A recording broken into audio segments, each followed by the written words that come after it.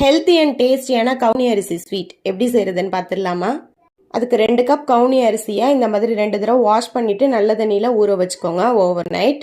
இப்போ அடுத்த நாள் காலையில நல்லா கவுனி அரிசி வந்து ஊறிடுச்சு. இப்போ குக்கர் அடுப்புல வச்சுட்டு இந்த கவுனி அரிசியை அதுல சேர்த்துக்கோங்க. இப்போ இதுல ஒரு 3 அல்லது 4 கப் அளவுக்கு தண்ணி சேர்த்துக்கோங்க. இப்போ இதுல கொஞ்சமா மட்டும் உப்பு சேர்த்துக்கோங்க. இப்போ குக்கரை மூடி விசில் வச்சுட்டு இது வந்து ஒரு 4 விசிலுக்கு வந்து வேக வச்சுக்கோங்க. இப்போ நல்லா வெந்து இருக்கும், நம்ம ஓப்பன் பண்ணிக்கலாம். இப்போ இந்த கவுனி அரிசி வெந்திருக்கான்னு சொல்லிட்டு நம்ம இந்த மாதிரி வந்து விரலை வச்சு நசுக்கி பார்க்கலாம். இப்போ சூப்பராகவே வந்து நமக்கு வெந்து வந்திருக்கு. இப்போ இதோட கன்சிஸ்டன்சி வந்து திக்காக இருக்குது, அதனால 1 கப் அளவுக்கு தண்ணி சேர்த்துக்கலாம். இப்போ உங்கள் இனிப்புக்கு தேவையான அளவுக்கு சர்க்கரை அப்படி இல்லைன்னா வெல்லத்தை பொடிச்சு சேர்த்துக்கோங்க. சேர்த்துட்டு நல்லா கொதிக்க வச்சுட்டு மிக்ஸ் பண்ணி விட்டுக்கோங்க அந்த சர்க்கரை கரையிற அளவுக்கு.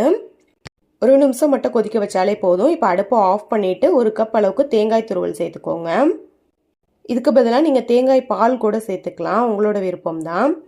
இப்போ இதையும் சேர்த்துட்டு நல்லா மிக்ஸ் பண்ணி இறக்குனீங்கன்னா சூப்பரான கவுனி அரிசி ஸ்வீட் வந்து ரெடி ஆகிடுச்சு.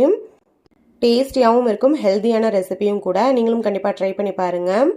1 கப் குடித்தாலே வயிறு வந்து ஃபில்லிங்காக இருக்கும். வீடியோ பிடிச்சிருந்தா லைக் பண்ணிவிட்டு மறக்காமல் உங்கள் ஃப்ரெண்ட்ஸ் அண்ட் ஃபேமிலிக்கும் ஷேர் பண்ணிக்கோங்க. இது போன்ற யூஸ்ஃபுல்லான வீடியோஸ்க்கு நம்ம சேனலை சப்ஸ்கிரைப் பண்ணிக்கோங்க.